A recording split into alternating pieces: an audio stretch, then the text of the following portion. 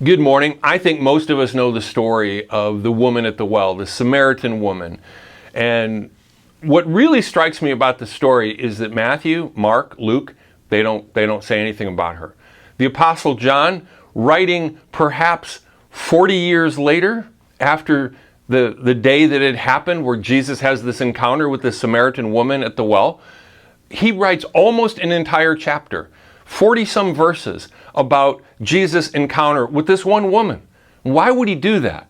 I'm convinced that the Apostle John, as I like to call him, the last man standing, all of the others were dead. All of them had been martyred. And he was the only one that was still alive. And eventually he went into exile on the island of Patmos. But what I love about that is they try to put him on Patmos and just get him away from everybody. And what does God do? He lifts him up into heaven and gives him the book of Revelation, a book that has encouraged saints and sinners from the first century to the 21st century. I just love that, looking at it that way. But I'm convinced that he told this story about this woman that Jesus encountered, a woman that Jesus wasn't supposed to talk to, because she was a woman and it was in public, and because she was a Samaritan. And Jesus says, I don't really care about that. So why did John record it? Well, it's a great story.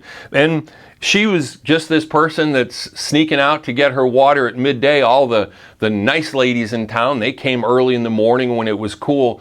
But she came then because she would prefer the heat of the sun to the heat that she would have gotten from the other women. She preferred coming then when she could have some peace and quiet. Why? Because she'd been married 5 times and none of those had worked out. I mean, you think about that. That's a pretty rough story. Think first century, because that was unheard of. And the guy that she was with then didn't think marriage was worth bothering with. And then she encounters Jesus. And Jesus actually tells her that he's the Messiah. He's kept this quiet from his own disciples, but he reveals it to this woman who seems to have nothing going for her. And yet she keeps asking questions, and he says, well, I've got some water that you won't thirst again.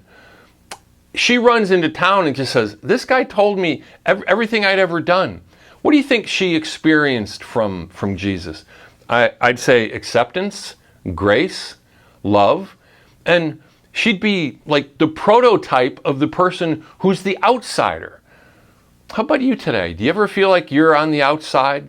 Maybe you feel like, you can fit in sometimes at church, but if people really knew everything that was going on in your life, Jesus does know everything that's going on in your life. And he doesn't look at you as an outsider.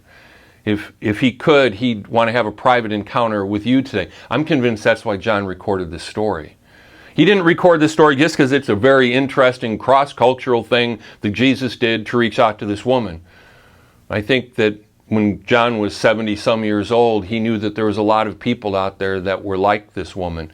And maybe John realized that at one point, maybe he didn't have quite the track record she did, but he felt the way that she felt as an outsider. And Jesus said, come follow me.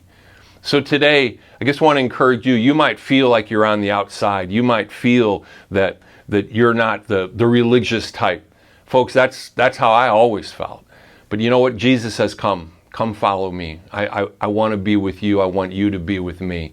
This woman's life was changed forever. And that's why John told the story.